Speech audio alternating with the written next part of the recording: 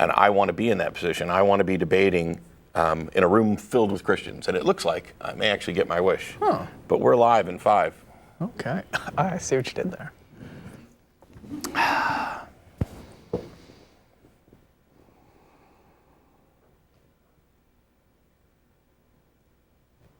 No, you can drop the guy on 1.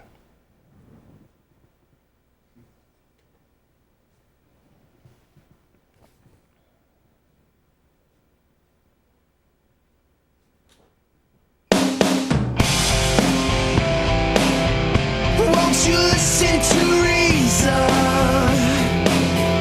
Will you open your eyes? It's a wonder what you'll find with an open mind. You may be surprised. Yeah, gotta get away from this illusion for the sake of the world. This delusion, it's gotta go. Yeah.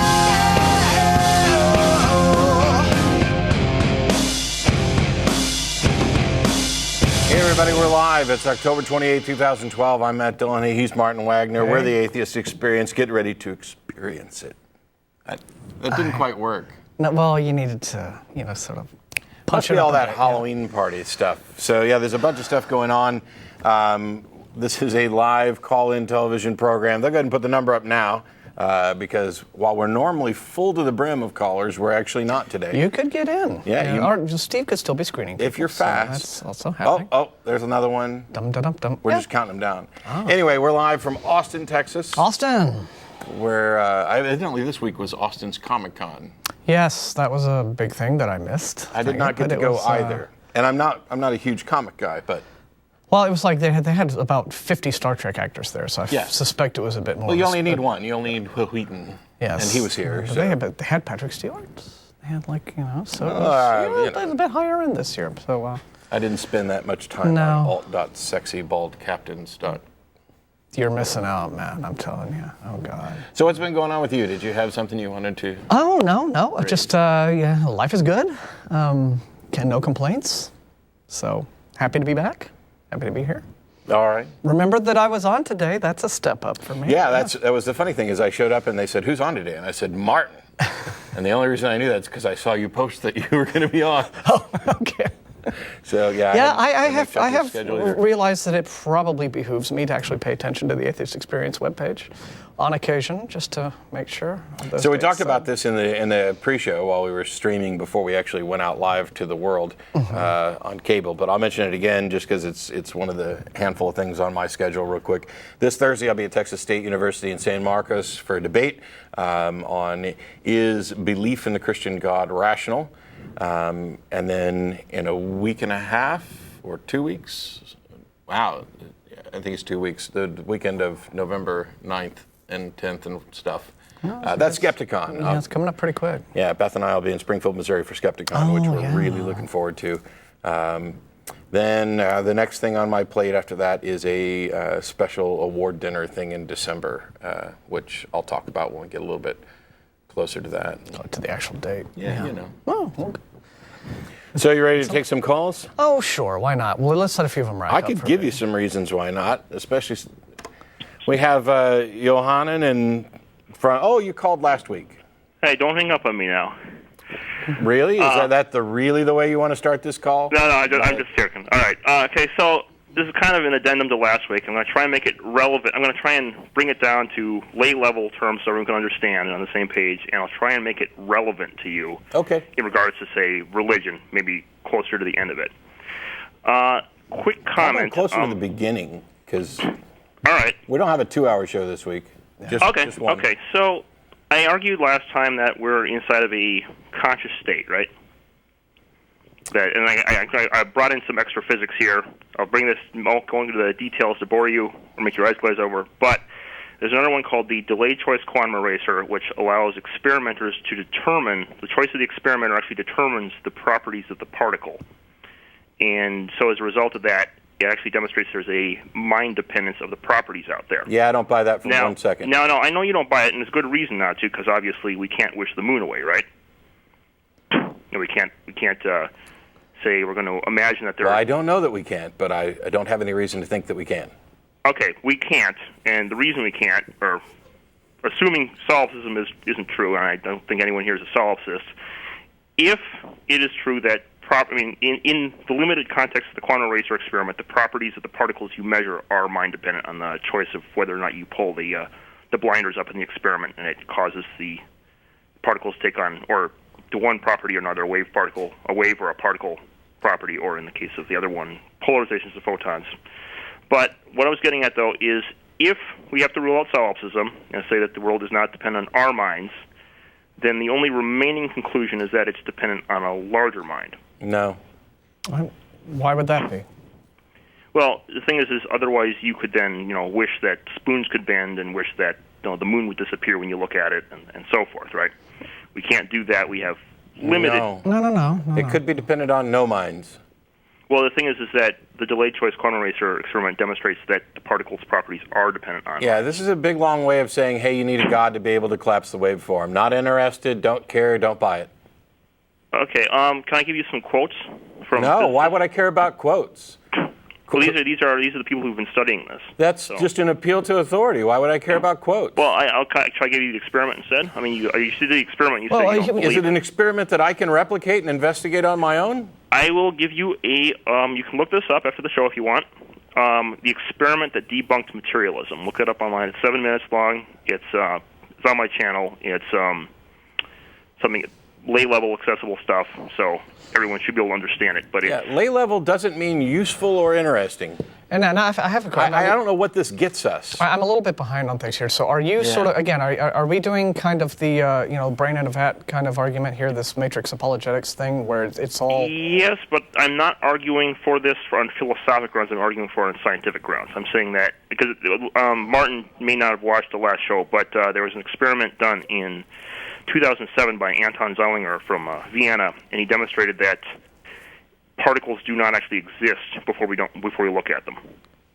Well, and then were his experiments followed up on by incredibly stupid? What by other scientists? Yep. Were there? I mean, is this in the literature right now? I mean, yeah, it is. Physics World. There's a couple of them on this. You can look this up, and there's a popular level one on Seed magazine called The Reality Test. And then in Physics World, there's another one that's I think it was March or April 2007, which was Quantum Physics Says Goodbye to Reality. Okay, so let's say that everything that exists is actually, we're all just figments of God's imagination then. So okay. if that is the only, if we're all products of that mind, then that still sort of implies that there is some kind of material reality or reality in which that mind exists so that it can exist in order to imagine our reality. So then what would the property of that reality be? And what's even the point? I don't really, this just seems to get us back to the same kind of problems that mainstream Christian apologists find themselves in when they start talking about this God who presumably exists outside of time and space and who is the necessary creator of this universe. And then they have to deal with all of the problems of infinite regress that their position is implying. So. I've actually thought about this, put some thought into this, and could be a couple of answers. This actually showed up in a different ring. I had some talk about the simulation hypothesis, which is kind of gets to the same kind of thing. If maybe we're in a conscious state in God's mind, well, is God a material brain in some other reality or something, right? That's kind of what you're getting at, which is a variation of the simulation argument of a material computer in a larger reality. The trouble with this is, and explain so there is something called qubits. These are quantum bits. We use them for quantum computers. Qubits have more than one state in the same bit. So, for example, a classical, you open up your hard drive, or maybe your brain, that's debatable, but you open up your hard drive. Can you just stop with all of the explanations and get to why I give a rat's ass about hypothetical physics stuff? Because this sounds like it's a terrific, premise for a science fiction book or anything, but I don't see any way that we can confirm it. I don't see how it's useful as anything other than a speculation that you can't. Okay. How can we confirm it? And Well, what the hell does it mean? And I'll if- give yeah. you all. The thing is to confirm it, and we have confirmed the physics for all this. I have to get into all those weird things, and that then you get bored with the explanation. So I'm going to cut to the chase. I'm going to say that if God's mind is in some material reality, then, or say for that matter, a computer hard drive, that computer hard drive would have to necessarily be exponentially larger than the size of the known universe, because of the amount of information storage it would require. And it couldn't. It have to be qubits at the next level down, or else the hard drive would be so vast that it would make no sense to, literally like something. I'm saying something like literally trillions of times the size of our universe. Well, would it have to be? Because after all, it could be a hard drive that is not quite that vast, and gonna our make a perception of how suggestion. vast the universe is, it could simply be an illusion programmed into our non-existent Well, what I was going to argue. brains by. Why would I give a rat's See, I- ass I- in Okay, anything? I'm I'm not going getting to any get kind the of- Matt's argument. I get the Matt's objection here.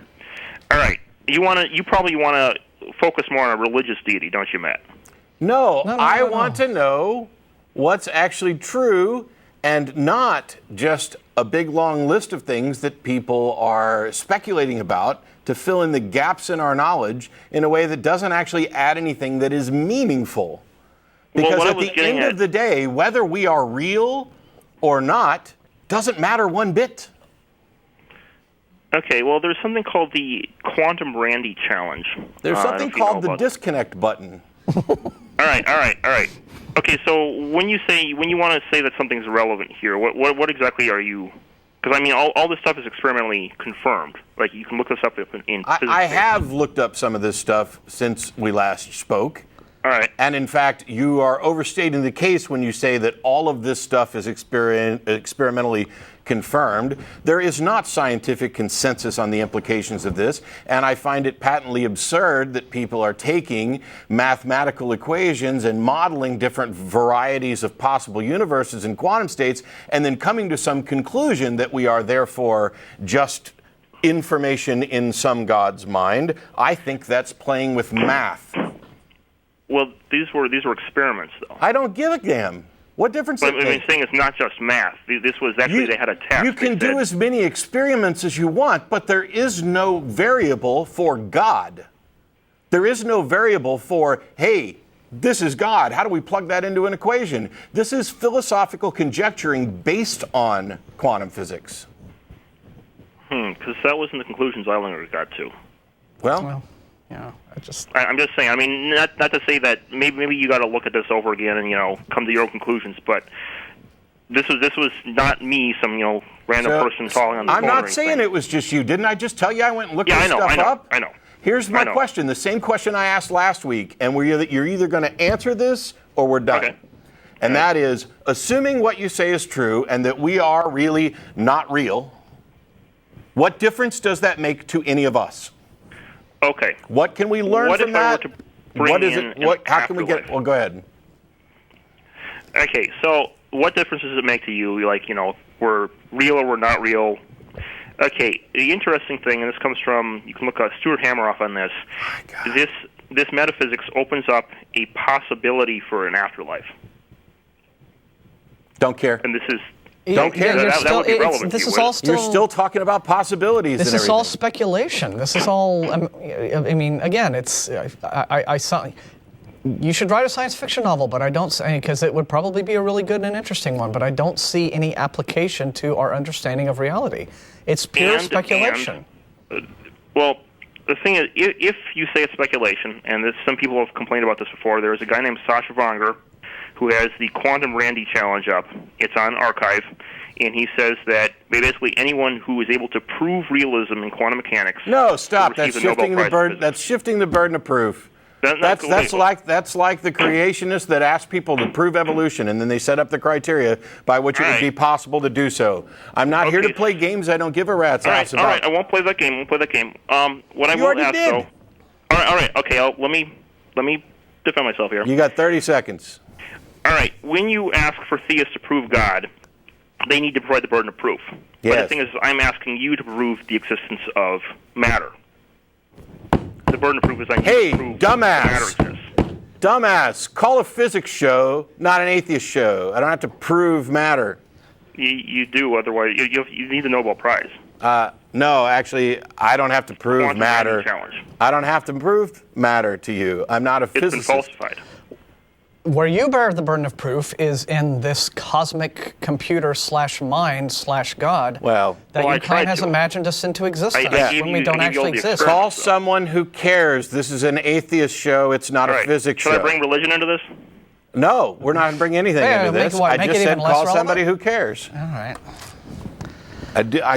These mind-numbing mental exercises, these masturbatory quantum physics things about possibilities and reality, I don't care. Sorry, I just really, really, really don't care. Well, we have to live our lives either way, right? So, you know, that's and my thing is, so if we're all just Sims, right? I mean, it seems like the world could probably be a better place. Than I mean, it is, unless and you that's just unless you maybe can not only necessarily true. demonstrate that it's actually true and provide some way to do something about life, some way to make predictions from that, some way to make this useful, then it doesn't matter to me. It doesn't matter to me if you claim I'm in the Matrix all day long and you've got some math to show that I'm in the Matrix. That doesn't matter to me until you can show me the way out. Because I'm stuck here dealing with reality on reality's terms, even if you say that reality is not reality. Yeah. Sorry. Yeah, it doesn't really offer any utility in how we live our lives, better or worse. So, John in Miami, thanks for wading through that. Wow. Tell him Ilya Kurliakin says use RAID technology and he could store all that hard drive stuff, okay? Okay. I just wanted to help him out. So I just called in off of Yahoo, and I'm not an atheist, but I had a couple of questions. I don't know if you guys are the ones to ask. We're here. As long as it's not I was physics. just curious about, is it just no God at all? It doesn't matter if it's a Zeus or an Apollo or something like that, or is it just, or it could be other things why a person is an atheist? Well, the only thing that we can do as atheists is respond to the claims that we get from theists. So if theists tell me a God exists, and then we say, okay, well, what do you mean by God? And then we listen to the arguments that they give us, and then we evaluate them and decide whether or not we agree with them. Now, most people, I think, have, with conventional religious beliefs, have this idea of God as some sort of supernatural deity, kind of a Superman, a father figure, someone who watches over us and judges our actions and takes care of us, et cetera, et cetera. And in cases like that, we don't believe because we don't consider the evidence to be compelling. Now, you can take another example. Let's say I meet a guy who is a sun worshiper. He worships the sun. The sun to him is his God. Well, I can look up in the sky on a clear day and I can see his God up there. So in that regard, I say, all right, your God exists. Now, I might not agree with you. I don't necessarily agree that God is a God. I don't think it's divine. I don't think it has any powers. And he may even say, yes, it doesn't have any divine powers, but I love the sun. I love it so much that I've decided to make it my God and worship it. So I don't see any use in that. So it all depends on the definitions of gods that we get from believers, but my experience has been that I haven't heard one that has been backed up by the kind of evidence that I would consider persuasive, and so that's why I'm a non-believer. That's why I'm an atheist. And a lot of atheists might tell you something very similar. They fit in a couple different categories. One are, the various supernatural gods that people offer up as this is what God is, and I don't believe in any of those, and I don't see any reason to believe in any of those. And the other one is what Martin's talking about, where something that clearly exists is labeled with the God label, and I don't see the justification for doing that. You can certainly do that all day long. You can say this coffee cup is God, the sun is God, everything is God, whatever. I just don't see the justification for that. So it's not in that case that I don't believe that it exists. It's that I don't believe there's any good reason to change the label for what you're talking about. Yeah, like New Agers are all about the universe. Yeah. That's their their word for God. So there's no compelling information that allow you to say, okay, this is a legit storyline or this is a legit God. It's just, no one's proved that to you yet. So it doesn't really mean that you totally don't believe in God. You just haven't found someone to say, okay, this is. No, is I proof totally that don't believe in God. But what it what it doesn't mean is that I'm claiming that there are absolutely no gods and that the gods are all absolutely impossible. I'm not. That's not. Okay, no, I just curious. That's why I was curious about it, because I really just started getting some input. Yeah, ours So is not it's a very position of interesting. absolute certainty. It's a position of disbelief. Right. So in other words, like if you're in the Gulf of Mexico and you saw the sea pot, then that would be something you would believe with your own eyes. If you saw it, I'm not saying if the Bible told you about it, but if you saw it yourself, then that would say, well, how did this pot, did it do it this way? Did it do it that way? Was it a god?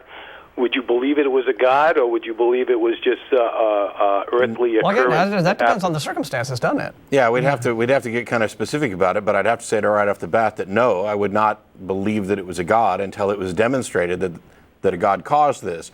The fact of the matter is, if I'm standing there and I witness what seems to be a sea parting, okay, I've witnessed an event, and now I need to actually do some investigation to determine what the cause is. And there's no justification for claiming that a god's responsible until we actually have evidence that a god's responsible. Our inability to come up with an explanation doesn't mean that we're justified in saying a god did it. Yeah. Oh, wait, I just thought of something. As you said that, there's a story of the handwriting on the wall in the Bible in Daniel. Mm-hmm. So the king saw, like, just the hand with the finger writing something on the wall, and just the back, he saw the back of the hand. There was no body. It was just a hand. Mm-hmm. So if you saw a hand move the sea apart, now, I'm not doing this to be silly. I'm just asking. I just thought of that right as you said that. So I'm saying, okay, maybe like one hand with no body, it's huge, that moves it. Yeah, we know what you're saying. On the thought?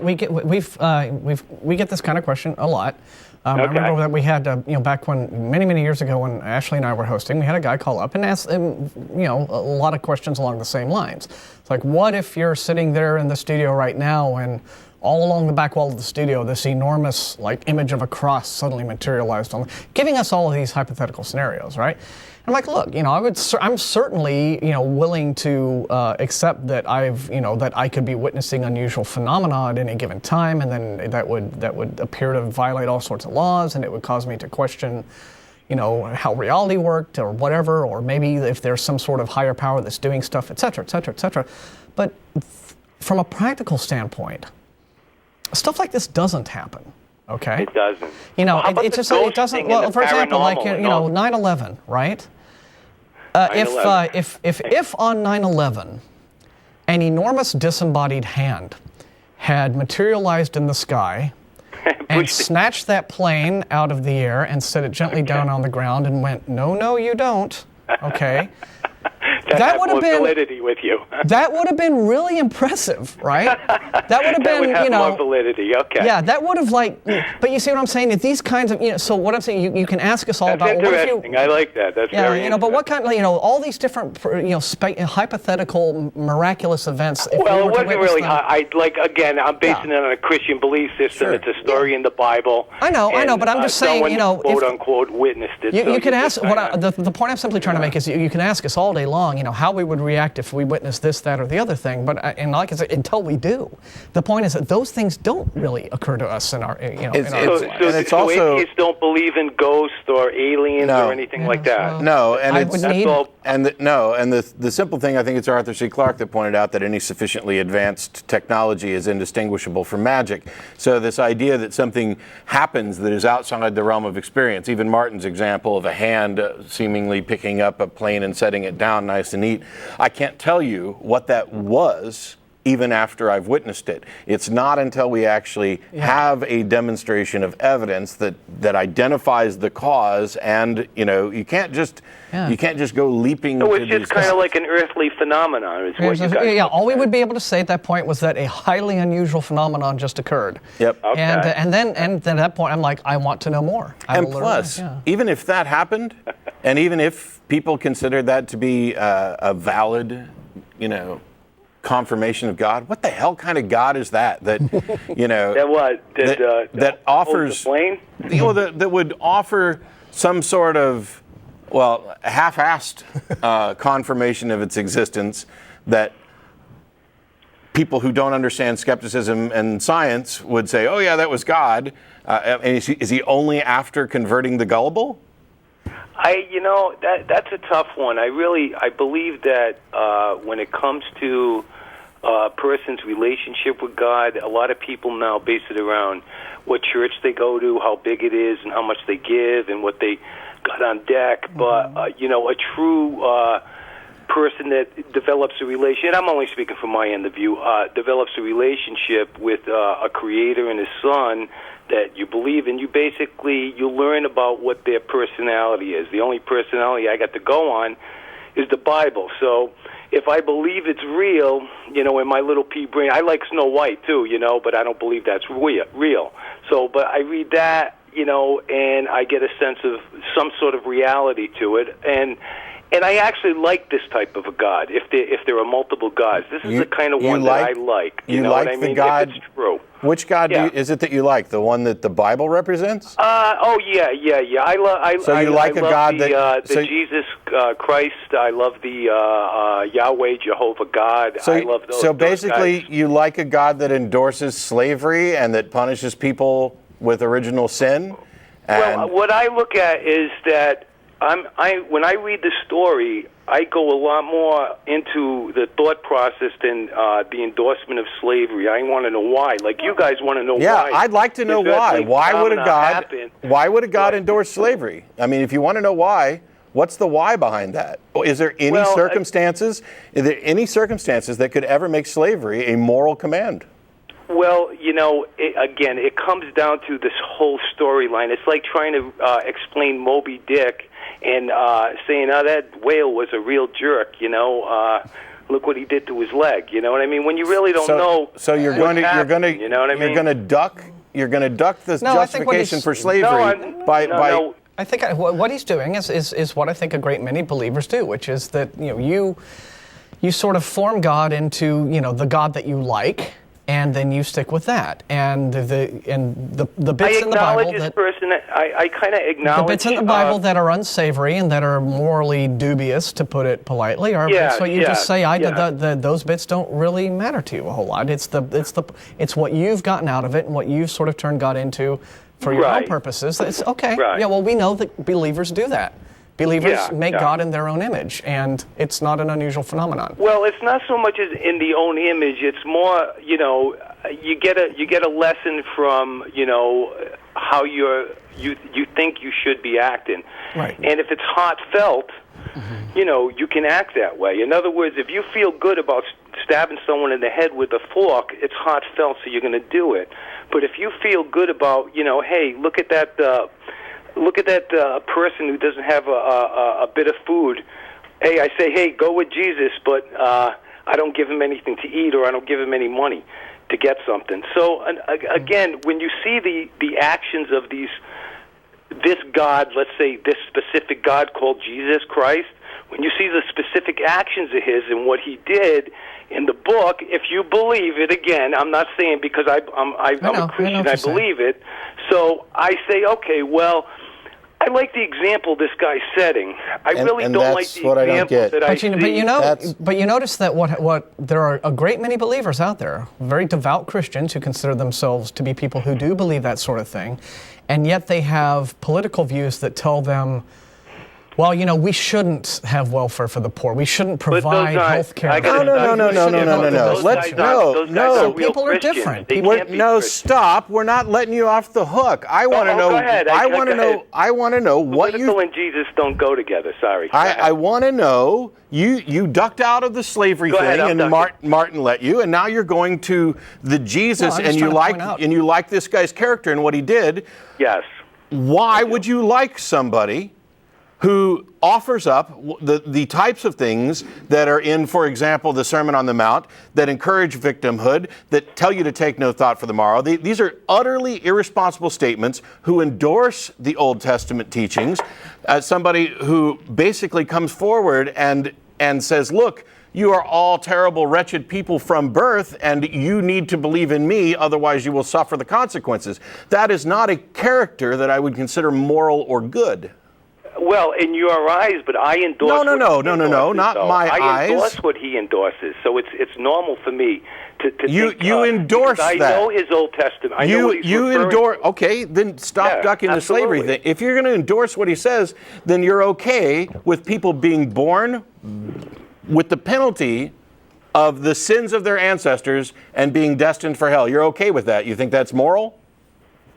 It's not my position to say it's moral. Of but course it is. slavery- It's exactly your position to say it's No, but I moral. mean, Why- You why are- can't you say that? You keep Why- saying the slavery thing. Didn't he take the Jews out of slavery? Well, Hey, the Midianites if would I have a different. if I view, though. save I my know. cousin from slavery, but if I simultaneously endorse slavery, that doesn't do anything to alleviate that position. Saving your favorite people from slavery is So- not a testament against slavery when you also specifically say who you can enslave, how much you have to pay for them, the fact that you can beat them as long as they don't die within a couple of days. I mean, I just Yeah, well, that was back the Old Testament stuff. Yeah, absolutely. yeah, So- and You know, and a lot of that went out the window, though. You got to understand. so The your new God stuff. got better.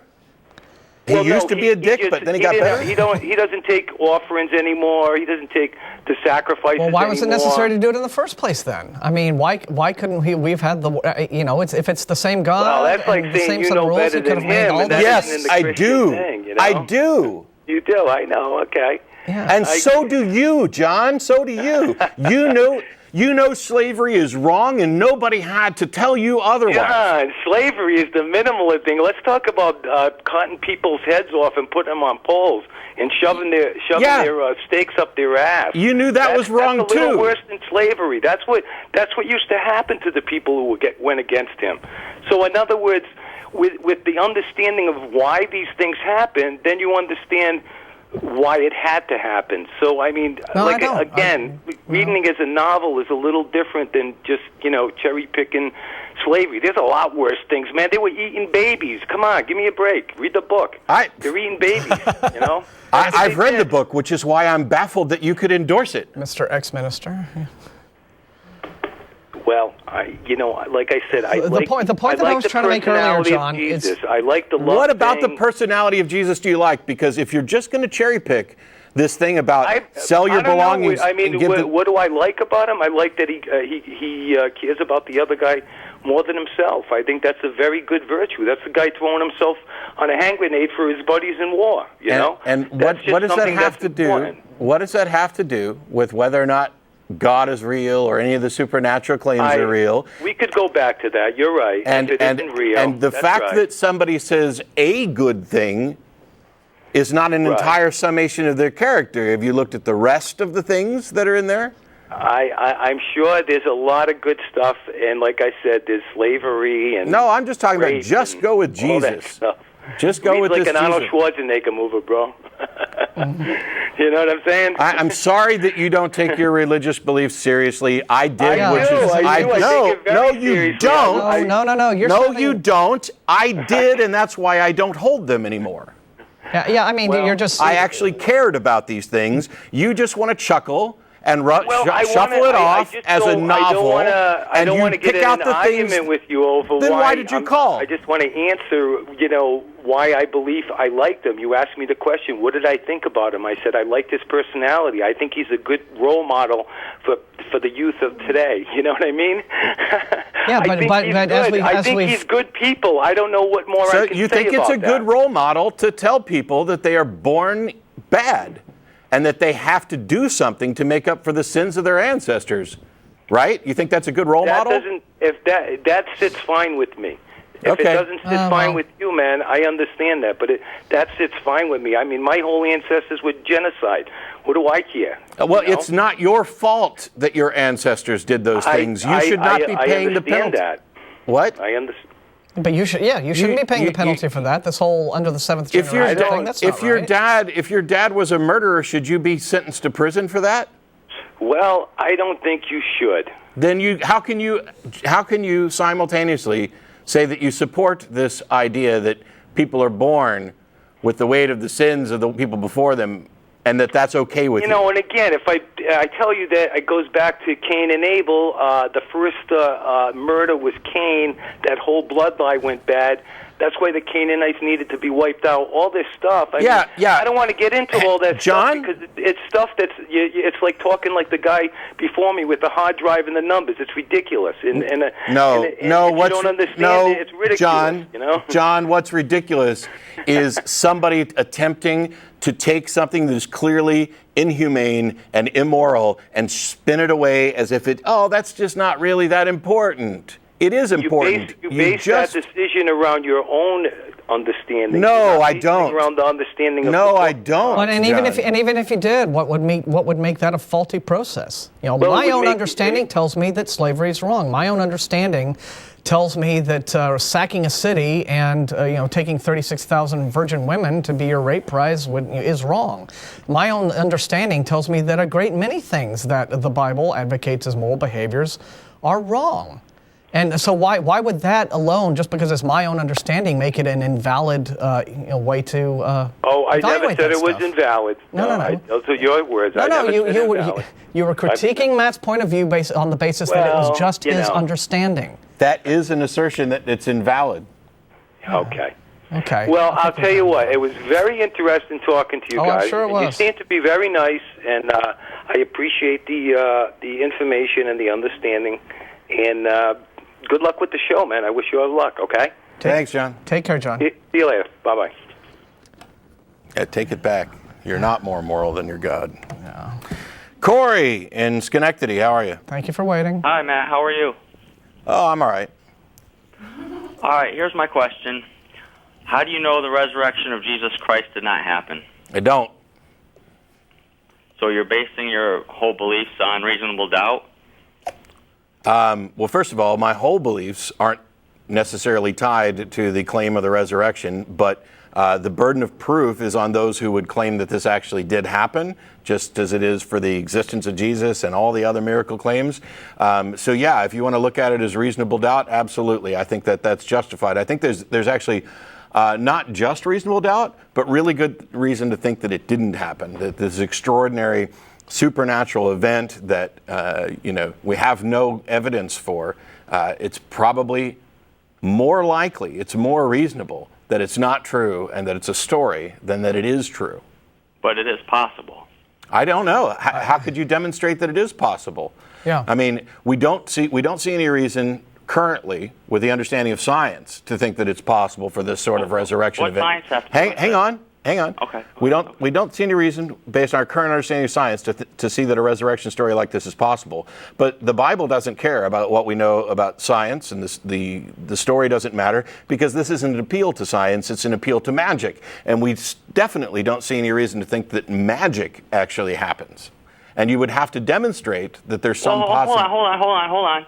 There's a difference between magic and miraculous. I mean, no, there's not. Hold on. Let me finish. What's the difference? If David Copperfield, I don't think David Copperfield could come back from the dead. I'm not talking about prestidigitation. I'm talking about magic in the classic sense. Something magical, something supernatural. I've been an amateur quote-unquote magician my entire life, but I don't do magic. It's legerdemain. It's prestidigitation. Wait, you've been a magician your whole life and you don't do magic? Yes. Do you understand that sometimes words have more than one use? Yeah, where you're mistaking stage magic for like Harry Potter style magic, which is what we're talking about. Like if it were possible to do that kind of thing where through incantation or spell the nature of reality was altered by your own will, if you could say, Expelliarmus and do stuff in that way, and it wasn't illusion. Yes, I'm talking about Harry Potter magic, so it's irrelevant to bring up Copperfield. Yeah. But, in terms of the whole resurrection question, because, my first thing would be, all right, I have two problems with this. First off, there are four... Hold on. Let Martin finish. Yeah, you have four conflicting... Not for long. You have four conflicting accounts, first off, in the four different Gospels as to how the resurrection supposedly went down. So the Holy Book itself isn't really getting the story straight. Second, I have to consider, is this simply an exercise in mythologizing this figure? Or that's conjecture. Is it more reasonable to assume that at this particular point in history, one human body behaved in a way that no human body had ever behaved before and none What ever if has it did? since, which is dying, like physically dying, and then actually returning to life after a 3-day period. If it did, that would be neat. Yeah. Now, prove that it actually happened, because until somebody hold on, does, hold on. until somebody does, there's no reason to think it did. Well, either it did or it didn't. Correct. Right? That's all Does I that got, mean guys. does that mean that it's a 50-50 shot? Does it? I just asked you. I mean, I know we're into Socratic It's method your here, but question. It's your question. no, it does not mean that there's a 50-50 shot. Yeah.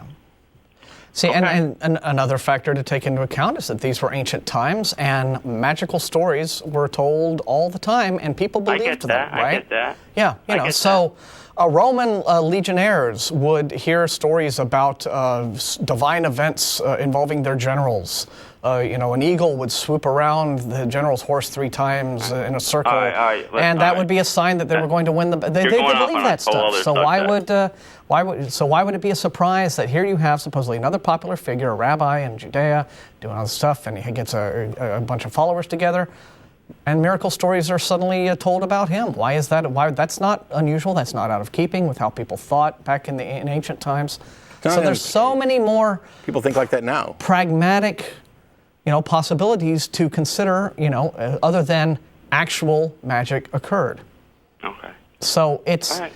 it's just a matter of not having enough evidence to believe that it's anything other than a legend, like so many other legends from that time. All right. Do you believe it? I believe with all my heart. Why? Why not? See, See? There's the difference. You see, some of us care about evidence and reality, and Well, some others. Hold on. There's evidence. I mean, What evidence? William Lane Craig, he's one of the leading apologists on the historical evidence. Yeah, of the was he resurrection. around for the resurrection? Because I don't think so. Well, of course Yeah. not. Okay. Yes. But like I said, either it happened or it didn't. Correct. And I'm putting my chips on it did. And why? What rational reason do you have to make that bet? Because the apostles of Jesus Christ went from cowards to heroes. They died for their. How do you know that? Because it says it in the Gospels. How do you know that's true? How do you know it isn't? I'm just saying, you're making your bets on stuff, and then when you point to your reasons why, you don't seem to have any good reason to think that those are true either. Yeah. I mean, how do we know that Zeus didn't come down to Earth, impregnate a human woman, and give birth to Heracles? No, that's just. See? I mean, there's no real fundamental difference in the That's two what? things. This is where we have to part ways, guys. It's Yes, we really have to fun. part ways when it comes to who's going to actually base their views on reason and evidence, and who's going to say why not. Well, why can't we coexist? Atheists. We can coexist. Well, Do you think that I'm out to kill you? No, of course not. See, we can coexist, but that doesn't mean that our opinions are on equal footing. And it doesn't mean that we have to be silent about things that we disagree with. And the position of the religion that you've adopted is one that is not demonstrated to be true. It is unreasonable. It is immoral. And I don't think that it should be able to speak But so that's your freely opinion. without being opposed. No, this isn't just an opinion, by the way. Well, what is it? What it is a rational application of skepticism to the available evidence. That's your and this is opinion. no, it's not just an opinion, but I have one that I'm going to share with you if you say it's just my opinion one more time. Well, you want to be rude? Is that your goal, to be rude with me? Do you not understand? Okay, outside of your religious beliefs, is there anything else that is this wildly outside the realm of normal that you believe just because of why not? Could you rephrase the question? Sure. Do you believe that the Loch Ness Monster flies around at night dropping off toys to kids? How is that relevant? Do you believe it? How is it relevant? What he's trying to do is Answer. Why would sorry. you? That is an absurd claim for which there is no good evidence. That's how it's relevant. That's an absurd question. Yes. Yet you believe that there's an ancient Jewish rabbi zombie. Yeah. Oh, okay. Couldn't take the heat. The point he was trying to get at, if you're still watching and haven't flounced altogether, is that you are selectively allowing yourself to believe irrational things as long as they are in the context of the religion you were brought up in. But then once I mention Zeus and Heracles, or once he mentions the flying Loch Ness Monster, it's absurd.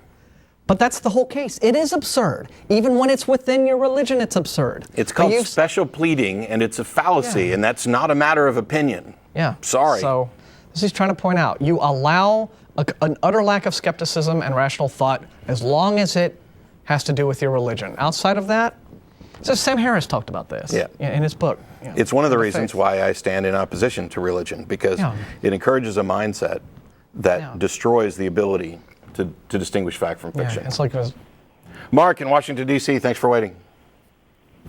Yes. How are you? You're live. This is Matt from Oslo. Is that all? No. Oh, well. Stay on, because we're tracing the call, and I just want you to make sure that you get all your little crap out so that we can... Shit. Yeah. Mm-hmm. Man, shit's about to go down. Yeah. Anything else? Scared me there. Anything else? Yeah. Did you trace my... Bored. John in Jackson, Mississippi, how are you? Hi there, I'm doing good, thank you. Thanks for waiting. What do you got? My question's a little bit different for you. I have a question related to blindness and deafness living in the atheist lifestyle. Wait, blindness and deafness in the atheist lifestyle? Right. I don't know what that means. Yeah. Okay, well, I'll explain it better. Okay. I'm going to start with my question. My question is, I heard you guys speaking earlier today and or it was on the YouTube video about how you need demonstrable evidence for things for you to believe in. Sure. And, for example, when you lose enough vision or hearing, your brain doesn't allow you to just not see or hear. It fills in the gaps, so you will actually see colors and hear things that aren't there. And my question was, how do you demonstrate something like that? And if you can't, does that mean that it's not really happening, that I would be just delusional? What do you mean, how do you demonstrate that? I mean, you just made a claim that we know because we've demonstrated and have been able to test it. It's the same way we can demonstrate color blindness. Right. Yeah. So... Well, what I mean is the areas that I know that I cannot see, I will see someone walking across that area. Well, I mean, there's neurological, I think, explanations for a lot of what you're asking us about. Well, I just think you would need to be more specific. Yeah. Here's a distinction that's important also. You may have heard the phrase extraordinary claims require extraordinary evidence. Okay. So if you're talking about some sort of like medical event or something similar to that, something to do with the human body doing interesting things, like you say a person loses one sense and then their brains compensate in other ways. Maybe a person who loses his sight has more acute hearing, or vice versa, or something like that. But those are things. All right, we have, there are entire fields of science dedicated to the study of that kind of thing. But yes, it depending upon the nature of the claim, the rational thinker would ask for either more or less evidence, depending upon how unusual the claim is, how much it doesn't seem to comport with what we know about reality. So if you were to tell me something like, I had lunch yesterday with my buddy John, right? I'm not going to ask for mountains of evidence and peer-reviewed papers to prove that you did that. I mean, that's how people have lunch with their friends. What's the big deal? But if, on the other hand, someone were to say to me, yesterday my buddy John and I were picked up by a UFO and we parked in low Earth orbit and had lunch there with a beautiful view of the sun, et cetera, et cetera, et cetera. Then we went to Mars and shopped and then came home. Yeah, now that's different. That's where the extraordinary claims, extraordinary evidence would come in. I'd be a little less likely to just take his word on that. So it all depends. Although I'm not sure that we're getting to what he's talking about. Well, that's fine. The atheism-related question I had was, I get a lot of Christians they'll tell me that God made me that way for His own reasons, and I'm trying to figure out how to respond to a trivialized question. They're trivializing my, disability for their own God. Oh, okay. Oh, all right. I'm sorry. I read the question differently. I definitely don't agree with them. I think it may even be a mistake to try to look into it to find some purpose. These things just happen. this is the nature of reality, that people are born differently, and that organs and senses fail at different rates, and that accidents happen, and all this other stuff. When you try to find some broader external purpose that's being imposed on the situation, I think you've already made a mistake, because there's no reason to think that that's likely. And spending that time looking for one can lead you to find supposed purposes that aren't actually real and true, but they feel like they fit the situation, and that can lead to believing all sorts of things that aren't accurate. And then, sometimes people say that sort of thing too, as just kind of for the emotional comfort of it. So how does an atheist go about adjusting to that kind of a lifestyle when they don't have the religious comfort and, the things like that other people might have? Well, we can't. There's no real one atheist way of doing things, and I think you probably have to, talk to someone who has that sort of situation in their lives to ask how they dealt with it. As a general rule, atheists tend to be pragmatists, so they might just look at the situation and say, well, I have a disability or what have you, and I just need to do what it takes to treat it, and then live my life as being a person with this kind of affliction. Yeah, and then they take a practical result. But I don't think a lot of them would think that it was healthy to say, I was made this way for a purpose and by some divine entity. I think the closest that I can come is that I'm diabetic. And have other health issues, but I don't look at my health issues as, it's just a matter of fact. This is the way it is now. What am I going to do about it? And to the extent that I can do some things about some of it, I am. And the ones that I can't do anything about, I realize that every second that I spend trying to do something or trying to figure out a way to do something for something that I can't do anything about, that's one more second that I didn't get to spend doing something worthwhile and making my life joyful and worth living. Okay. I get what you're saying. I've tried meeting other people in the area that have the similar stuff, and I always ask them, how do you do it? And they all say, if it wasn't for Jesus, I couldn't do it. Yeah, it just makes me sad. It's the same thing. Because their church fills them about death. We hear the same thing about the fear of death, and that is that, I would be terrified of dying and stuff if it weren't for the fact that I knew I was going to go on to live forever in glory with my precious Savior. That's just, first of all, I think it's a terrible position to be in, but it's an abdication of personal responsibility. It sacrifices everything that we know about what it means to be human. It sets up these, in the case of the afterlife thing, it sets up a model in your head that isn't consistent with what we know about reality, and encourages people to not live their life to the best of their ability. I think you could probably see the same thing with, actual disabilities that are, persistent, rather than just dying. Well, it's a kind of indoctrination that essentially tells people to root their sense of happiness and self-worth in the religious belief, and rather than just facing up to the reality of their lives and deciding, I have worth all by myself as who I am, and I have a life to live, and I will live it. I have these things in my way that I have these disadvantages, but I'm going to acknowledge them and not let them conquer me.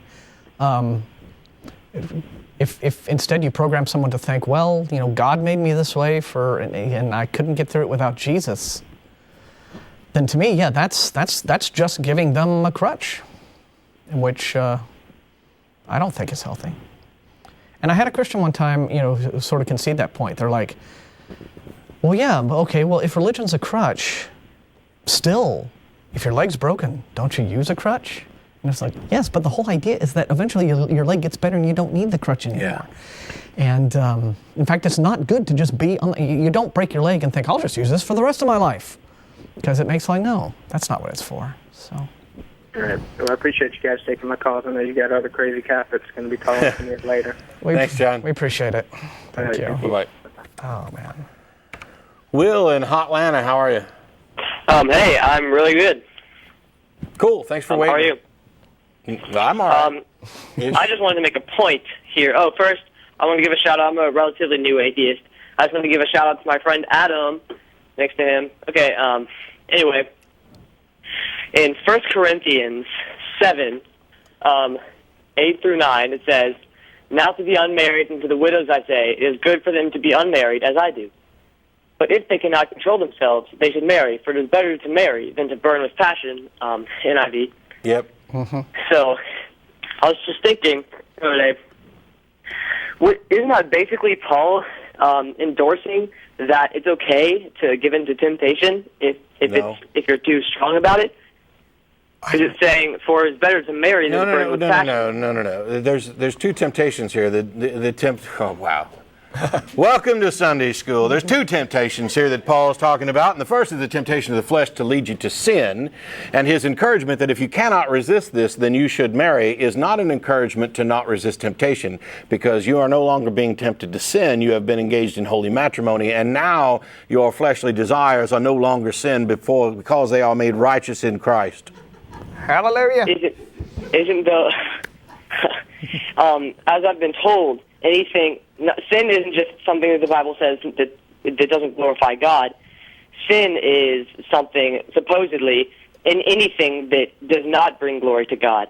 So, but if having a spouse will distract you from God, then wouldn't that be a sin in itself? Because well, yes, from God? Yes, if having a spouse would distract you from your duties to God, then yes. But if it would distract you less than not the situation of not having a spouse would distract you, then it's better to do that, which is why Paul says it's better to do that. It's like saying, hey, I really need you to focus on training for the big basketball game, and I really would like you to abstain from having sex with your significant other, because that is a distraction. But if you just can't avoid it, could you try to maybe only have like oral sex once a day instead of these other things, because that's less impactful. All right. Yeah, but I think, your question that we have on those, why do Christians have such a high regard for marriage? Yeah. When Paul at best gives a very half-hearted endorsement of marriage, it's funny. Yes, I think that just comes right back to good old Christian cherry picking of the Bible that we were talking about earlier, right? Not only saying that it's not if you can refrain from marriage, then you're better off. Yeah, but if you just have to do it. If we were all free from sin, as the Bible claims we would be, then why would we still be restricted? Oh, you're not free from sin. Yeah. I know, that's what I'm saying, but the Bible says that Jesus died to free us from sin. Yeah, no. That just makes you blameless. Okay. Yeah. Yeah. So you guys, you can sin, but it's okay. Okay. Yeah. Will, can you hang on a second? Yes. I'm going to put Will on hold. Hey, Josh. Hello. Yeah, bye. But we just want to let Matt from know that we're on to him. Thanks for waiting, Will. No problem. All right. So so this thing about marriage, I'm a little baffled about the marriage sanctity stuff as well. I actually, for a wedding one time, did kind of a history of marriage, and the fact that marriage as we see it now is a relatively modern invention.